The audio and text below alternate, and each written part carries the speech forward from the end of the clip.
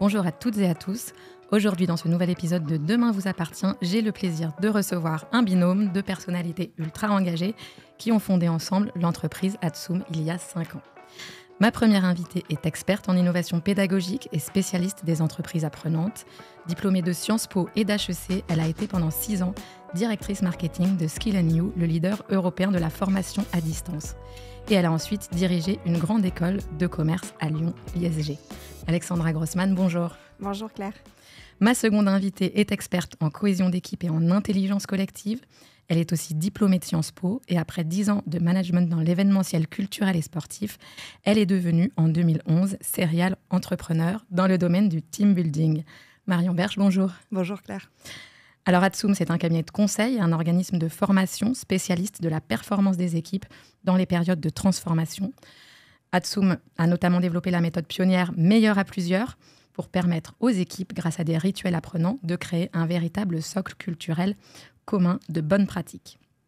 Alors la première question que j'ai envie de vous poser à toutes les deux, ou plutôt à chacune, c'est est-ce que votre caractère engagé fait partie de votre ADN ? Est-ce que c'est quelque chose qui a toujours été en vous, qui a guidé votre parcours, ou est-ce que c'est quelque chose qui est venu avec le temps ? Alexandra, à toi l'honneur. Merci.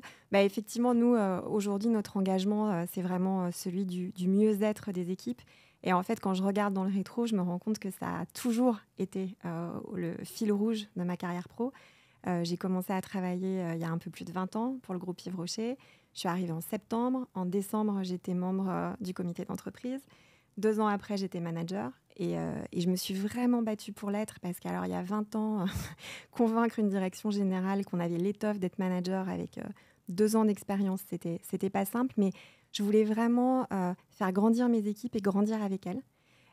Et puis, j'ai eu la grande chance de travailler très étroitement avec un dirigeant qui était très humaniste, très visionnaire, qui croyait au plein potentiel des équipes et qui leur faisait exprimer leur plein potentiel en leur faisant confiance et en les responsabilisant.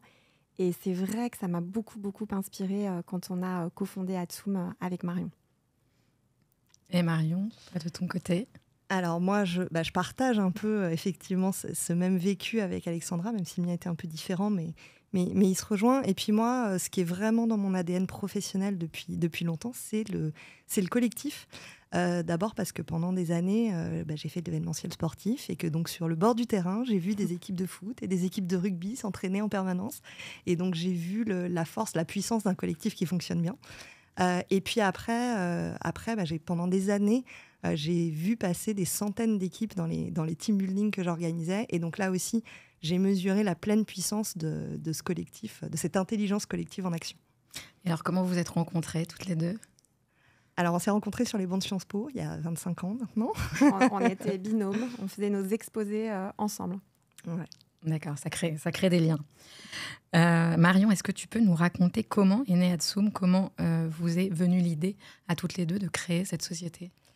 Je pense que l'idée, elle est venue effectivement de ce qu'on racontait. C'est-à-dire qu'on a toutes les deux eu des parcours professionnels où on a eu la chance de vraiment s'éclater, de se faire plaisir et d'avoir des équipes avec lesquelles on aimait fonctionner, avec qui ça se passait très bien. Et je pense que derrière Atsoum, il y a eu vraiment cette idée de pouvoir faire vivre ça aux autres tout le temps. Et puis, comme tu le disais, on était binômes ensemble à Sciences Po. Et à l'époque, en fait, on a vraiment mesuré déjà toutes les deux la pleine puissance de ce meilleur à plusieurs qu'on expérimente aujourd'hui. On était des bons élèves séparément, mais quand on s'est mis en binôme pour faire des exposés, ça a tout décuplé, quoi. On était plus créatifs, plus efficaces. Tout était plus. Et après, on l'a confirmé effectivement dans nos parcours professionnels. Et là, maintenant, l'ambition, c'est vraiment de le faire vivre à tous. Et Alexandra, est-ce que tu peux nous dire pourquoi Atsoum ? Comment vous avez trouvé ce nom ? Oui, absolument. Donc, Atsoum, ça vient du latin Adsum, A-D-S-U-M, qui veut dire « je suis là », parce que notre objectif, c'est que chaque collaborateur soit pleinement là et engagé dans l'aventure humaine qu'est l'entreprise. Et pour la petite histoire, on aimait bien aussi le fait que c'était le mot qui était prononcé par les centurions romains quand ils répondaient à l'appel pour partir au combat. Alors, au cours de ces dernières années, le Covid, l'essor du télétravail et la prise de conscience des enjeux environnementaux et sociaux ont profondément bouleversé l'organisation des entreprises. Quels sont les différents types de changements que peuvent rencontrer les équipes aujourd'hui, Marion ? Alors, le premier des changements, en fait, c'est déjà des changements d'organisation. C'est-à-dire qu'avec le Covid dont tu parlais à l'instant, l'unité de lieu a volé en éclats. Et en fait, les managers de proximité, ils n'ont plus souvent de proximité que le nom. Puisqu'ils ont rarement toute leur équipe au même endroit en même temps. Aujourd'hui, il y a 56% de la population active française qui télétravaille au moins une fois par semaine. Et en moyenne, ceux qui télétravaillent 3,6 jours par semaine, ce qui est beaucoup et ce qui complique considérablement le travail du manager qui, du coup, a du mal à maintenir le lien dans l'équipe. Et ça pose aussi un vrai problème sur la question du sentiment d'appartenance des équipes à l'entreprise. Alors, au-delà, effectivement, de ce changement dans l'organisation, il y a aussi un changement dans les besoins et les attentes des équipes. Il faut voir que ce qu'on a tous vécu depuis 3 ans et depuis le début de la crise Covid, c'est un peu comme si c'était une gigantesque crise d'adolescence mondialisée. C'est-à-dire qu'on est tous un peu sortis de la roue du hamster et on s'est tous posé des questions sur... qu'on se pose quand on est ado. C'est-à-dire que quand on est en crise d'adolescence, on sent qu'on change dans son corps, dans sa tête, sans trop bien savoir ce qui se passe. Et là, c'est un peu pareil. On s'est posé plein de questions. Des questions du style « qu'est-ce que je veux faire de ma vie ? À quoi je sers ?» Et ces questions, elles ont ouvert la porte à plein d'incertitudes. Et l'incertitude, c'est pas la meilleure amie de l'engagement. Donc aujourd'hui, les équipes, elles ont 3 besoins fondamentaux. Le premier, c'est d'être rassurées, parce qu'il y a justement toutes ces incertitudes qui sont ouvertes. Elles ont besoin de trouver du sens et d'avoir de l'impact, de savoir à quoi elles servent, en quoi elles sont utiles.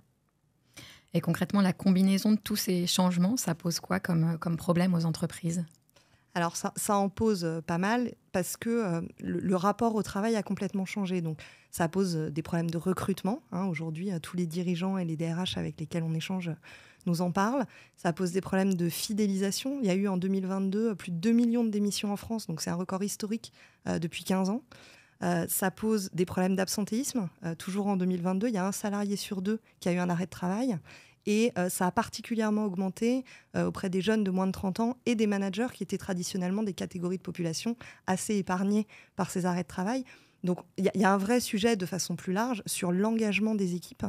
Le State of the Global Workplace de Gallup en 2022 a classé les pays européens selon l'engagement des salariés. La France arrivait bonne dernière. Et alors, c'était la Roumanie qui est en tête du podium, pour la petite histoire. Et donc, on a un vrai problème sur l'engagement aujourd'hui dans les entreprises françaises. Et en fait, ça pose une vraie question sur les leviers d'engagement. C'est-à-dire que les leviers d'engagement traditionnels, dans le monde d'avant, pour qu'un salarié soit engagé, qu'il soit motivé, concrètement, il avait besoin d'être reconnu. C'était un vrai besoin de reconnaissance. Et ça passait par une augmentation, une promotion, une formation. Donc, c'était des leviers individuels d'engagement. Et aujourd'hui, alors évidemment, ces besoins-là, ils sont toujours vrais, bien sûr. Mais ce qu'on voit, c'est que ces leviers-là ne suffisent plus à engager les équipes. Et aujourd'hui, c'est ce que disait Alexandra, les équipes ont d'autres besoins, d'être rassurées, d'avoir du sens, d'avoir de l'impact. Et c'est à ça que les entreprises doivent être capables de répondre. Alors chez Cannes, la société de conseil en RSE que j'ai créée, on aide souvent, et de plus en plus d'ailleurs, nos clients à replacer le bien-être des collaborateurs au cœur de leur politique d'engagement. Parce qu'on voit bien que, comme tu le disais, ils ont des grosses difficultés à garder les talents, à les recruter. Quels sont les dispositifs pour favoriser le bien-être des collaborateurs, selon vous, Alexandra ? Alors déjà, le bien-être au travail, effectivement, c'est un défi majeur. Et en fait, aujourd'hui, ça passe notamment par le fait de travailler, d'appartenir à une équipe qui fonctionne bien. C'est-à-dire une équipe dans laquelle on sait bien communiquer, on sait bien coopérer, on sait améliorer le mode de fonctionnement, notamment dans une dynamique d'amélioration continue. Et ça, le meilleur dispositif pour le faire, c'est vraiment les rituels apprenants. Nous, ça fait 5 ans qu'on est sur ce sujet-là. Et c'est vrai qu'on a la solution qui fonctionne le mieux, c'est les rituels apprenants. Alors, qu'est-ce que les rituels apprenants ? Oui, évidemment. Je ne peux pas m'empêcher de poser la question. Bien sûr. Donc, un rituel apprenant, donc un rituel déjà, prenons les mots dans l'ordre, c'est un temps qui est dédié à l'échange dans les équipes de manière récurrente. C'est un temps qui est animé par le manager et qui permet à l'équipe de prendre du recul par rapport à son mode de fonctionnement. On parle de rituel apprenant parce que l'objectif, c'est que tous les membres de l'équipe apprennent des uns et des autres, notamment partagent leurs questionnements, mais aussi leurs bonnes pratiques, les solutions qu'ils ont pu trouver, de manière à améliorer leur mode de fonctionnement. Et c'est très important d'instaurer ces rituels. Il ne faut pas du tout les voir comme des causeries en équipe, c'est des véritables rituels de performance. Donc concrètement, pour que ce soit un petit peu plus parlant, donc nous, c'est notre cœur de métier aujourd'hui de concevoir des outils pour permettre aux managers d'animer des rituels apprenants 100% sans préparation, parce qu'ils n'ont pas le temps concrètement de le faire. Donc comment on procède? Il y a une véritable méthode des rituels apprenants, et notamment c'est très processé en termes de contenu, d'objectifs et de comportement aussi d'équipe. Donc notamment, on va faire en sorte qu'au cours de chaque rituel, les équipes, dans leur mode de fonctionnement, puissent identifier des choses qu'elles font déjà bien, identifier des axes de progrès et formuler des petits pas pour s'améliorer. On va faire en sorte que chaque rituel réponde à une thématique qui touche de près l'équipe. Donc ça peut être une pratique, on peut parler par exemple du feedback, du challenge du statu quo, du droit à l'erreur. Et puis on peut aussi parler des valeurs qui sont singulières pour chaque entreprise. En tout cas, le rituel, ça permet vraiment de libérer la parole dans les équipes à une condition, c'est qu'il y ait un cadre sécurisé qui soit énoncé au début de chaque rituel. Et nous, tout l'enjeu, quand on forme les managers à la prise en main des outils, parce que c'est une posture à laquelle ils ne sont pas forcément habitués, on va justement leur expliquer qu'ils doivent énoncer au début de chaque rituel que le cadre est sécurisé, qu'on se respecte, qu'on s'écoute, qu'on est dans le non-jugement et évidemment dans le droit à l'erreur. Et le rituel, c'est toutes les semaines, c'est tous les mois, c'est tous les trimestres? C'est quoi la fréquence? Alors, tout dépend de la gravité de la situation, de l'urgence de la situation. Quand on est dans un fonctionnement d'équipe qui fonctionne bien, ça peut être tous les 15 jours, tous les mois. En revanche, quand il y a un véritable sujet, une transformation spécifique à accompagner, là, on va être plutôt sur un rythme d'un rituel par semaine, sur un temps assez resserré. En principe, on a des temps de déploiement entre 2 et 3 mois quand on est sur l'accompagnement d'une transfo spécifique. Alors, est-ce que c'est comme ça qu'on arrive à motiver les collaborateurs et à faire en sorte de les fédérer autour d'une culture d'entreprise? Ça en fait partie, ces rituels apprenants? Alors oui, ça en fait partie, parce qu'effectivement, la culture d'entreprise, ça peut être un levier super puissant pour fédérer les collaborateurs, à condition qu'on s'entende bien sur ce qu'on met derrière la culture d'entreprise. C'est-à-dire que souvent, quand on parle de culture d'entreprise, on va parler de son histoire, on va parler de ses valeurs, on va parler de sa mission. Et effectivement, c'est des éléments extrêmement importants dans la culture de l'entreprise. Mais ça, ce sont des mots, ce sont souvent même des injonctions. Et si on s'en tient là, en fait, ça ne va pas suffire. Donc, ce qui est très important, c'est que cette culture d'entreprise, elle comprenne aussi tout un volet de culture opérationnelle commune, de bonnes pratiques partagées qui vont justement incarner les valeurs, qui vont servir cette mission et qu'elle soit vraiment une réalité quotidienne pour les équipes, une réalité très concrète, très opérationnelle. Et en effet, quand c'est le cas, là, pour le coup, c'est un levier d'engagement qui est très, très fort. Et alors, on va reparler du télétravail, mais le télétravail, c'est un outil clé du bien-être. Enfin, en tous les cas, c'est ce qu'on entend beaucoup depuis le Covid. Un outil clé pour le bien-être des collaborateurs. Ça peut aussi entraîner une sorte de mal-être, en tout cas pour certains salariés. Est-ce que finalement le télétravail, c'est bien ou est-ce que c'est mal? Et puis, comment on fait pour créer une culture d'entreprise avec le télétravail, puisqu'on n'est pas si souvent que ça ensemble, finalement? Alors, je dirais, pour répondre à ta question, c'est ni bien ni mal, c'est là, en fait. On fait avec. Donc, effectivement, alors ça peut être très bien à titre individuel, parce qu'en effet, ça peut permettre de concilier différemment vie personnelle et vie professionnelle. Ça peut permettre plus d'autonomie aussi pour répondre aux nouveaux besoins des équipes. Quand on est en télétravail, on n'a pas son chef qui regarde par-dessus son épaule ce qu'on est en train de faire. Là où ça peut être compliqué, c'est que ça fragilise le collectif. Voilà, c'est pour ça que ça peut être peut-être un obstacle à la création d'une culture d'entreprise. Ouais, ça fragilise. Et puis même au-delà du collectif, un collectif fragilisé, ça peut aussi avoir des impacts sur l'individu. C'est-à-dire que les cas de burn-out, là aujourd'hui en France, il y a 2,5 millions de burn-out, et c'est 3 fois plus qu'en 2019.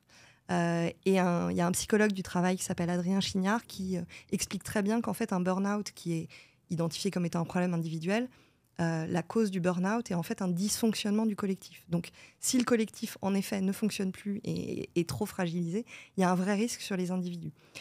Donc, l'enjeu, comment on fait pour justement garder cette culture d'entreprise et ce collectif actif en télétravail, ça va être d'outiller les managers pour qu'ils aient à leur disposition les moyens justement de vivre au mieux ce télétravail avec les équipes, des rituels dont parlait Alexandra, mais vraiment de sanctuariser, de ritualiser ces temps d'échange avec l'équipe pour que chacun ne soit pas dans sa ligne d'eau opérationnelle, coupé du reste de l'équipe en permanence. Comment peut-on incarner au quotidien les valeurs de l'entreprise? Alexandra, comment fait-on pour créer une culture d'entreprise? Alors déjà, je préciserai que la culture d'entreprise, elle ne se crée pas puisqu'elle est consubstantielle à l'entreprise. C'est-à-dire qu'on crée une entreprise et immédiatement, en fait, il y a une culture qui existe. Au départ, c'est souvent la culture des fondateurs. Et d'ailleurs, elle va être très vivante au démarrage d'une entreprise parce que les fondateurs sont là pour l'incarner au quotidien. Et puis, après, c'est plus compliqué. Et le vrai enjeu aujourd'hui, c'est d'être capable de diffuser cette culture. Et c'est ce que tu disais, Marion, c'est de la rendre vivante au quotidien dans la vie des équipes, dans toutes les démarches opérationnelles des équipes. Et ce qui est important, c'est vraiment, et là aussi, les rituels, c'est des super outils, parce que ça permet aux équipes de questionner les valeurs régulièrement. Nous, quand on accompagne des clients, notamment sur ce sujet des valeurs, des clients qui veulent que les équipes passent des valeurs aux actes, c'est ce qu'on va organiser. Il y a des rituels qui vont être faits dans les équipes autour de chaque valeur. Et sur chaque valeur, il y a des questionnements qui vont être faits sur qu'est-ce qu'on fait bien déjà aujourd'hui, en quoi on est aligné dans nos pratiques d'équipe sur ces valeurs, qu'est-ce qu'on pourrait faire plus et par quoi on commence pour faire plus. Et c'est comme ça que, en fait, les valeurs deviennent une véritable boussole. Les valeurs, c'est la boussole opérationnelle des équipes. C'est-à-dire qu'il faut qu'elles se rendent compte qu'elles peuvent s'en servir en permanence. Elles peuvent s'en servir quand elles recrutent des nouveaux collaborateurs. C'est important que les nouveaux qui arrivent soient alignés sur ces valeurs. Elles peuvent s'en servir au moment des évaluations de fin d'année. Elles peuvent s'en servir quand il y a un arbitrage complexe à faire au sein d'une équipe, entre les équipes, à l'échelle d'une entreprise. Donc voilà, il faut vraiment en permanence, et c'est comme ça qu'on se dit que le job est fait sur les valeurs, c'est quand elles deviennent une véritable boussole au quotidien. Et évidemment, le travail sur les valeurs, c'est pas one shot une fois tous les 2 ans. Ça doit être en permanence que les valeurs sont rappelées et vivantes. Et est-ce que l'engagement collectif, il passe aussi par des dispositifs comme le mécénat de compétences, dont on parle beaucoup, par des défis sportifs? On sait qu'il y a beaucoup d'entreprises, alors surtout les grandes, qui mettent ça en place, mais même les ETI et les PME commencent à s'y mettre. Alors oui, clairement, en fait, tout projet collectif qui va avoir un sens, et ceux que tu cites sont exactement dans ce cadre-là, ça va permettre de favoriser l'engagement des équipes. Il y en a d'autres d'ailleurs, je pense, on a un de nos clients qui œuvre aussi dans l'engagement humanitaire en permettant à ses équipes, par exemple, de participer aux collectes de la banque alimentaire régulièrement. Donc on est dans le même ordre d'idées, c'est-à-dire que c'est des projets qui embarquent tout le monde, et qui ont un vrai sens, un vrai impact pour les équipes. Et donc là, oui, ça vient renforcer l'engagement des collaborateurs. Et on note aussi que l'engagement des collaborateurs, il est vraiment favorisé par l'engagement du dirigeant. Ça, c'est vraiment la clé. Quand vos futurs clients vous contactent, est-ce que ça vient du dirigeant ou est-ce que ça vient d'un autre échelon? Alors, historiquement, quand on a démarré il y a 5 ans, effectivement, c'était toujours le dirigeant qui parfois formait un binôme avec le DRH. Alors, c'était un certain type de dirigeant. C'était des dirigeants qui avaient une pleine conscience de l'engagement sociétal de leur entreprise, qui étaient très humanistes, très visionnaires. Et puis, il y a eu le Covid. Et depuis le Covid, alors on a toujours ce type de profil dans nos clients, mais on a aussi des dirigeants qui sont plus jeunes, qui ont peut-être moins de bouteilles que les premiers, qui étaient plus des pionniers. Et puis surtout, ce qui est très nouveau, et pour le coup, ce qui est un peu inquiétant, c'est qu'on a de plus en plus de managers qui nous contactent, qui estiment que le sujet n'est pas pris par leur entreprise, ni au niveau de la direction générale, ni au niveau de la direction des ressources humaines, pour les aider justement à mieux embarquer leurs équipes. Et ils nous appellent et du coup, ils s'organisent pour pouvoir organiser des rituels apprenants à Atsoum avec leurs équipes et ils nous prennent sur leur budget formation. Et est-ce que votre offre, elle s'adresse à toutes les entreprises, je veux dire toutes les tailles, de la PME au grand groupe et tous les secteurs d'activité? Alors oui, elle s'adresse en fait à toutes les entreprises qui ont au moins une équipe et qui ont envie qu'elle fonctionne correctement. En pratique, on travaille effectivement avec des très grandes entreprises comme avec des PME, avec des ETI, avec des scale-up. On a même travaillé avec des organismes internationaux, donc plutôt côté public. Et puis, on travaille aussi avec des secteurs d'activité très très variés. La banque, l'industrie, la pharma... J'en oublie plein, mais en tout cas, le point commun, c'est effectivement ça. C'est-à-dire qu'il faut qu'il y ait une vraie volonté de faire fonctionner au mieux les équipes ou une équipe. On peut intervenir, comme le disait Alexandra, quand on a un manager qui nous contacte, on intervient au niveau d'une équipe. On peut intervenir sur une direction complète, on peut intervenir sur l'entreprise complète en simultané, mais en tout cas, le dénominateur commun, c'est vraiment qu'il y a une volonté de faire bouger les choses dans le fonctionnement des équipes. Et donc, ce qui est intéressant, c'est que le secteur public aussi se pose la question du management, finalement, parce qu'on pense à l'entreprise, mais on ne pense pas forcément au secteur public. Non, bien sûr. D'ailleurs, ils sont même en pointe, ils sont très à l'affût des innovations managériales. D'accord. Intéressant. Alors, la quête de sens au travail, on voit que depuis le Covid, c'est un véritable enjeu pour l'attractivité des entreprises. On sait que c'est aussi un élément clé pour fidéliser les collaborateurs. Quelles sont les solutions pour permettre aux entreprises de répondre à ces nouvelles attentes, Alexandra? Oui, alors le sens, c'est super important. C'est tout ce qui a trait à la cohérence, au cap, au savoir pourquoi on se lève tous les matins.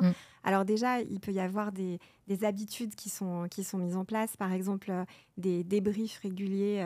Ça peut être au niveau d'une équipe, mais ça peut être aussi au niveau de l'entreprise. C'est-à-dire systématiser tous les trimestres un coup d'œil dans le rétro sur l'activité, ce qui s'est passé pendant les 3 mois. En termes de résultats, mais pas seulement en termes de résultats, aussi sur la manière dont le collectif a fonctionné, surperformé parfois, sous-performé d'autres fois. Et puis, parler de la suite. C'est important d'avoir ces points d'étape. Et puis, c'est important aussi de sanctuariser des temps qui sont dédiés à la réflexivité, c'est-à-dire ces moments où on va s'arrêter et on va faire le point. Parce que tout bouge très vite. Les transformations, il y en a de plus en plus. Elles se percutent même parfois dans l'agenda. Et c'est très important d'être en capacité de se rendre compte de ce qui change et de comment on doit adapter le fonctionnement. Et puis, ce qui est très important aussi en termes de sens, c'est vraiment de sentir, les équipes ont besoin de sentir qu'elles progressent, qu'elles avancent, et notamment qu'elles développent de nouvelles compétences. Et les compétences dont elles ont vraiment besoin aujourd'hui, c'est celles qui leur permettent de mieux naviguer dans un environnement en pleine mutation. Et c'est vraiment les soft skills. C'est la capacité à mieux communiquer, à mieux coopérer, à questionner l'existant. Ça, c'est l'esprit critique. Et puis aussi à trouver des nouvelles solutions à des nouveaux problèmes. Et ça, c'est la créativité. Et comment on les apprend, comment on les acquiert, ces soft skills? Alors, ces soft skills, justement, c'est les qualités qui permettent en fait au collectif de bien fonctionner. Et pour les développer, il faut les développer en collectif. C'est-à-dire que ça n'a pas de sens de faire une formation individuelle aux soft skills. D'où ma question. Voilà. Parce que communiquer tout seul, ça ne marche pas. Mais là, justement, les rituels apprenants, ils sont aussi extrêmement utiles parce qu'en fait, chaque semaine ou toutes les 2 semaines ou tous les mois, il va y avoir une tribune pour permettre aux équipes de communiquer, de coopérer, de faire preuve de créativité et de questionner l'existant. Et ça permet aux équipes de déplacer leur curseur et de voir au fil des semaines qu'elles progressent sur leur adaptabilité. On va reparler des managers qui ont un rôle clé à jouer pour assurer la motivation et l'engagement des équipes. On a de plus en plus l'impression que le management aujourd'hui, c'est une promotion plutôt qu'une compétence. Certains managers se retrouvent à la tête de grosses équipes sans savoir manager, ce qui peut avoir des effets désastreux. Est-ce que c'est un phénomène que vous constatez, Marion, que tu constates? Alors oui, c'est un phénomène qu'on constate. En fait, je pense que c'est quelque chose qui existe depuis assez longtemps. C'est très culturel. En France, on ne sait pas trop bien récompenser les experts métiers. Et donc souvent, en effet, ça se fait avec une promotion de manager. C'est la philosophe Julia de Funès qui parle du management comme une récompense, alors que ça devrait effectivement, comme tu le disais, être une compétence. Exactement. Donc ça, c'est un vrai sujet parce que on sait très bien que le très bon expert métier ne sera pas forcément un bon manager. Ça n'est pas... Alors, il peut l'être, mais c'est pas forcément lié. L'exemple qu'on aime bien prendre en général, c'est celui du chef d'orchestre. Le bon manager, c'est le chef d'orchestre. Le chef d'orchestre, on attend de lui évidemment qu'il sache lire la musique. Évidemment, c'est quand même un minimum. Mais par contre, c'est pas forcément le meilleur violoniste de l'orchestre. C'est pas à lui qu'on va demander d'être le chef d'orchestre. Et donc, c'est très important, en effet, à la fois de savoir récompenser les experts, et pas forcément par du management, et en même temps, de développer les compétences managériales pour ceux qui deviennent managers. La bonne nouvelle, c'est que si c'est une compétence, ça peut se développer, on peut l'apprendre, on peut se former. Nous, c'est ce qu'on fait effectivement très souvent avec Atsoum pour nos clients, et où on va les accompagner en fait dans le développement d'une nouvelle posture managériale qui répond aux besoins dont on parlait tout à l'heure, aux nouveaux besoins des équipes. Donc cette posture managériale, c'est quoi ? C'est d'avoir un management beaucoup plus collaboratif, que ça n'a pu être le cas pendant très très longtemps. Ça va être de développer ensemble avec l'équipe les soft skills, Alexandra en parlait à l'instant. Ça va être aussi d'insuffler et de développer dans l'équipe un état d'esprit qui soit constructif et qui soit tourné vers l'amélioration continue en permanence. Donc tous ces éléments-là, en effet, ça se développe, ça s'apprend et ça s'acquiert comme une vraie compétence. Mais ce qui est assez frappant là, sur ce qui se passe en ce moment sur les managers, c'est que, y compris des managers qui sont très aguerris, qui sont des bons managers, vu la situation actuelle et la complexité de la situation actuelle et la nouvelle donne du nouveau rapport au travail, même eux, ils sont vraiment dans la peine. Et nous, on le voit très bien sur les managers qu'on accompagne, et ils le disent avec beaucoup d'humilité d'ailleurs. Et vous arrivez à les aider, vous voyez des résultats en fait, concrets. On les aide à recoller au score avec les équipes, c'est-à-dire d'être au contact des équipes, même s'il y a la distance. Et c'est en ça que le fait de partager sur leur quotidien, de prendre du recul, de proposer des axes concrets, ça les aide énormément. Parce qu'en fait, ils avancent ensemble, ils progressent ensemble, et ça, il n'y a rien de plus fédérateur pour une équipe. Alors, ce manager dont on parle, il est parfois confronté à des intérêts divergents de la direction et de son équipe, ce qui peut entraîner chez lui un sentiment d'isolement. Quels sont les moyens qui peuvent être mis en œuvre par l'entreprise pour l'accompagner ? Alors effectivement, cette solitude du manager, c'est vraiment la question centrale, moi je trouve, en ce moment. Nous, on le voit beaucoup, on accompagne des centaines de managers chaque année, et ils nous le disent tout le temps, ils nous disent qu'ils se sentent seuls, qu'ils se sentent isolés, qu'ils sont entre le marteau et l'enclume. C'est ce que tu disais à l'instant, entre la direction et leurs équipes. C'est effectivement vraiment compliqué. Et avant, il faut voir qu'ils étaient managers de proximité et qu'en fait, ils trouvaient de la ressource dans la proximité avec leur équipe. Or, aujourd'hui, cette ressource-là, elle n'existe plus vraiment. Et ce qui est très important, c'est que le manager doit pouvoir s'appuyer tout le temps, maintenant, sur deux équipes. Il a son équipe opérationnelle, mais il doit aussi pouvoir s'appuyer sur une deuxième équipe, qui est l'équipe des managers. Et c'est ses pairs, et c'est vraiment la communauté managériale. Et aujourd'hui, la vraie responsabilité sociétale des dirigeants, c'est de développer ces communautés managériales, notamment le partage de bonnes pratiques, le partage entre pairs, et le faire de manière très régulière. Alors, il y a beaucoup de boîtes, avant le Covid notamment, qui ont investi dans des ateliers de codev, ce genre de choses. Et c'est vrai que c'est très efficace, le codev, c'est bien. Mais c'est un protocole... Tu peux nous expliquer le codev pour nos auditeurs et nos auditrices ? Ouais, alors, le codev, c'est ce qui va permettre à notamment des managers de se réunir. Il y a un manager qui va mettre sur la table une problématique. Et puis, ses pairs... par rapport à des expériences passées qu'ils ont eues, à des solutions qu'ils ont mises en pratique, et puis à des questionnements surtout qu'ils vont lui adresser, vont l'aider à trouver des solutions. Voilà. Mais c'est un protocole qui est très spécifique et qui est assez long. Les séances de codev sont assez longues, et souvent elles sont vécues par les managers comme étant chronophages parce qu'ils ont toujours la main sur le chrono. Et est-ce que vous, chez Atsoum, vous mettez des choses en place de cette sorte pour fédérer les managers ? Oui, alors en fait, quand on accompagne les équipes, par exemple, en parallèle des rituels qu'ils peuvent faire avec leur équipe, on va faire des échanges de bonnes pratiques entre pairs, où il nous arrive aussi de n'intervenir que sur la communauté des managers, où là, on va les faire échanger entre eux, leur faire prendre du recul par rapport à leur pratique, ce qui fonctionne bien, ce qui devrait changer. Ils partagent les prises de pouls qu'ils font auprès de leurs équipes, et ça leur fait beaucoup de bien. C'est très important parce que ça permet de développer la transversalité, et que la transversalité, c'est indispensable dans les périodes de transformation. Or, aujourd'hui, l'entreprise n'est que transformation. Et aujourd'hui aussi, 77% des cadres pensent qu'on peut réussir professionnellement sans manager une équipe. Comment est-ce que l'entreprise peut rendre le rôle du manager plus attractif ? Comment elle peut réussir à le valoriser ? Alors déjà, avant de venir sur le comment, je pense qu'il faut aller sur le pourquoi, parce que c'est indispensable aujourd'hui. Les entreprises doivent prendre ce sujet. Il il faut voir dans le rapport Gallup dont tu parlais tout à l'heure, State of the Global Workplace de l'année dernière, il est démontré que les managers comptent pour 70% dans l'engagement des équipes, ce qui est colossal. Ce qui veut dire que si on ne valorise pas la fonction de manager, on se tire une balle dans le pied sur l'engagement. Direct. Donc, c'est pas possible, en fait. Il faut effectivement revaloriser cette fonction, montrer que ils ont un rôle capital à jouer. Et donc, il y a 3 étapes.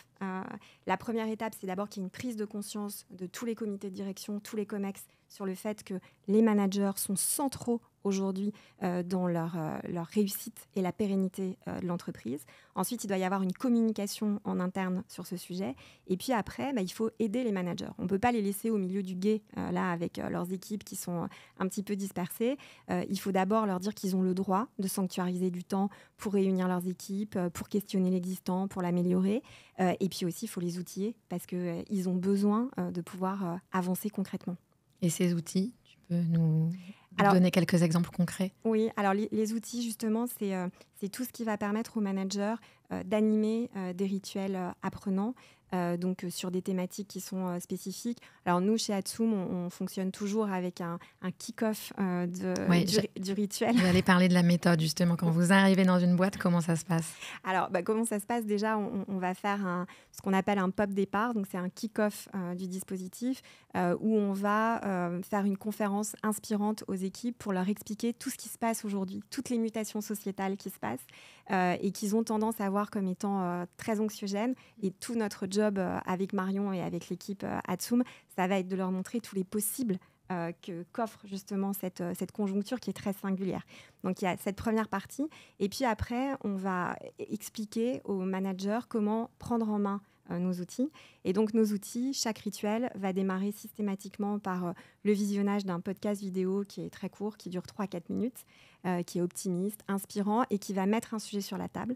Par exemple, le sujet du feedback, mais qui va éclairer ce sujet avec des exemples qui sont puisés dans l'histoire et dans l'actualité. L'idée, c'est de décadrer les équipes de manière à ce qu'après, au cours d'un échange constructif, ils puissent questionner leur mode de fonctionnement. Et là, le manager, il a à sa disposition un deuxième outil Atsum, qui est le Pop Talk, qui est un guide d'entretien dans lequel il va pouvoir poser des questions à ses équipes, et à lui-même d'ailleurs, parce qu'il est invité à répondre au même titre que l'équipe, il fait partie de l'équipe. Et là, l'objectif, ça va être, ce qu'on disait tout à l'heure, d'identifier les réussites. Les entreprises, les équipes ont besoin de célébrer leur succès, identifier les axes de progrès, et puis surtout les petits pas qui vont permettre d'avancer ensemble. Est-ce que tu peux nous donner, ou Marion, un exemple de petits pas? Ouais, alors un exemple de petits pas, parce que c'est vrai que quand on parle de petits pas, on est sur des choses qui sont super concrètes. Hein. La phrase type, ce qu'on leur dit, c'est le petit pas, c'est pas un truc où il faut demander l'autorisation, attendre une validation, etc. C'est demain matin, 9h, vous, qu'est-ce que vous pouvez faire à votre niveau? Et un exemple hyper concret, par exemple dans un échange constructif sur l'écoute, celui-là il revient tout le temps, c'est que très souvent les managers disent nous, le petit pas qu'on a décidé de faire, c'était d'arrêter de prendre nos téléphones portables en réunion. Parce qu'on s'est rendu compte qu'en fait, on s'écoutait beaucoup mieux quand on n'avait pas nos téléphones. Et donc, ça a l'air de rien, vu de l'extérieur, mais ça peut changer la vie d'une équipe dans son mode de fonctionnement au quotidien. Oui, question de respect, mais c'est vrai que tout le monde a tendance à le faire. Alors, ça me fait penser à une expérience personnelle que je vais partager quand j'étais en entreprise et manager. Mon équipe allait suivre une formation pour prendre la parole en public, formation que j'ai décidé de faire avec eux. Et l'entreprise qui nous faisait cette formation m'a dit « Ah, mais vous allez faire la formation avec votre équipe ?» Parce que généralement, les managers ne font jamais les formations avec leurs équipes parce que, vous voyez, ils n'aiment pas trop se mettre en situation de se montrer, en situation d'apprendre et donc potentiellement d'infériorité. Alors, c'est vrai que moi, ce n'était pas du tout ma vision des choses. Et j'ai fait cette formation avec mon équipe et on a passé 2 jours qui nous ont énormément rapprochés. Mais ça m'a frappée parce que la personne qui faisait cette formation m'a dit ça n'arrive jamais que le manager la fasse avec son équipe. Tu étais précurseur parce que nous, notre conviction, c'est que maintenant, la formation, ça doit être le manager avec son équipe. Voilà. Ça ne peut pas être les managers entre eux dans un coin, genre les Happy Few, le fumoir du Titanic. Ouais. Et puis, d'un autre côté, les équipes, c'est plus possible en fait. C'est une seule et même équipe et qui doit progresser, avancer ensemble. Et c'est vraiment des équipes apprenantes. Et ça, toutes les deux, vous constatez que ce sont des messages qui passent dans la tête des managers, ça progresse? Ouais, ça progresse. Et ça progresse même, on en parlait tout à l'heure, même sur des managers qui ont de la bouteille, qui managent depuis 30 ans et qui n'avaient pas cette culture-là. Parce qu'effectivement, c'était pas comme ça qu'on manageait avant. Mais en fait, quand ils en prennent conscience, et c'est pas parce qu'on le leur dit, c'est parce qu'ils l'expérimentent avec leur équipe, là, pour le coup, ça change tout. Et on a vu des changements radicaux chez des managers qui, d'ailleurs, parfois, au début, étaient un petit peu sceptiques quand on est arrivé, qui nous ont dit « Ouais, moi, je sens que c'est pas trop pour moi. » Et en fait, c'était les plus convaincus à la fin. Parce que ils voient un avant, un après. Ils voient un avant, un après. Et parce que leur équipe leur renvoie un avant et un après. Ouais, en fait, ils prennent le pouls en live de leurs équipes. Parce que souvent, ils ont des a priori. Et en fait, tout le principe des rituels apprenants, c'est qu'en fait, ils fonctionnent a posteriori. C'est-à-dire qu'ils vont changer leur mode de fonctionnement après avoir écouté les équipes. Et les équipes, elles vont donner des exemples très concrets de trucs qui marchent, de trucs qui ne marchent pas. Et ça va complètement faire bouger les lignes des managers. Et c'est comme ça qu'ils transforment leur posture, en écoutant les équipes. Alors, dernière question avant de passer à notre deuxième séquence, une question prospective. Comment est-ce que vous voyez Atsoum dans 4-5 ans? Quelle est votre ambition pour cette entreprise? Vous pouvez répondre toutes les deux. Alors, pas en même temps, mais toutes les deux. Bon, j'y vais. Vas-y. Je commence. Bon, notre ambition, c'est vraiment, comme depuis le début d'Atsoum, de continuer à faire équipe avec toutes les entreprises qui veulent développer des communautés apprenantes. Et on espère qu'il y en aura de plus en plus. Et en fait, on a commencé au début d'Atsoum à le faire à l'échelle des équipes. Après, il y a eu le Covid et on s'est dit il faut aussi le développer au niveau de la communauté managériale. On en parlait. Et on espère que dans 4-5 ans, on le fera aussi entre entreprises. Que l'entreprise avec un grand E sera devenue apprenante parce que c'est la clé pour un véritable engagement sociétal de l'entreprise. Marion, tu veux compléter? Ouais, alors sans surprise, on est évidemment alignés. À la bonne heure. Non, mais je compléterais juste en soulignant en fait ce que tu relevais tout à l'heure, c'est-à-dire qu'au-delà de ça, en plus, il y a un vrai enjeu au-delà des entreprises elles-mêmes, c'est-à-dire toutes les organisations, y compris le secteur public. Pour le coup, là aussi, c'est une vraie ambition qu'on a, c'est d'aller sur ce terrain-là de l'amélioration du fonctionnement des équipes et de la posture managériale, du coup, dans tout type d'organisation. Merci à toutes les deux. On va passer à la séquence numéro 2, la séquence du tac au tac. Il faut choisir entre deux choses. Il est interdit de répondre à les deux et je précise qu'il n'y a pas de mauvaise réponse. C'est parti. Est-ce que vous êtes plutôt bain ou douche? Douche. Côte de bœuf ou tofu? Côte de bœuf. Hein. Ah ouais, côte de bœuf. J'essaye de diminuer, mais quand même. Hein. Plage ou piscine? Plage. Plutôt plage. Avion ou train? Train. Train. On passe notre vie dans les trains. Arrondi en caisse ou pourboire? Pourboire. Moi, je vais dire arrondi en caisse parce que j'ai pas assez le réflexe du pourboire. Ouais, j'allais dire pourquoi, du coup. L'une et l'autre. Moi, le pourboire, parce que c'est festif, je trouve ça sympa. Puis j'aime bien récompenser le travail bien fait. Et l'arrondi en caisse, c'est parce que j'aimerais dire pourboire pour les mêmes raisons, mais de fait, en étant honnête, j'ai pas assez ce réflexe du pourboire. Donc du coup, voilà, l'arrondi en caisse, c'est une façon de se rattraper autrement. Est-ce que vous êtes plutôt gourde ou bouteille d'eau? Gourde. Réunion en présentiel ou en distanciel? En présentiel. Présentiel. Alors de fait, on fait beaucoup de distanciel parce qu'on n'est pas dans la même ville. Mais dès qu'on peut faire du présentiel, on en fait. D'où le train. Plutôt livre ou liseuse? Livre. Alors moi, liseuse. Pour emmener beaucoup de livres et que ça pèse pas très lourd dans la valise. Et journaux papier ou tablette? Papier. Moi, je lis beaucoup en numérique. Merci pour ces réponses du tac au tac. Ça me fait penser, parce que donc, vous dites que vous prenez beaucoup le train. Vos clients, ils sont partout en France. Atsoum, vous bougez? Ouais, nos clients, ils sont partout en France. Ils sont même parfois à l'étranger, d'ailleurs.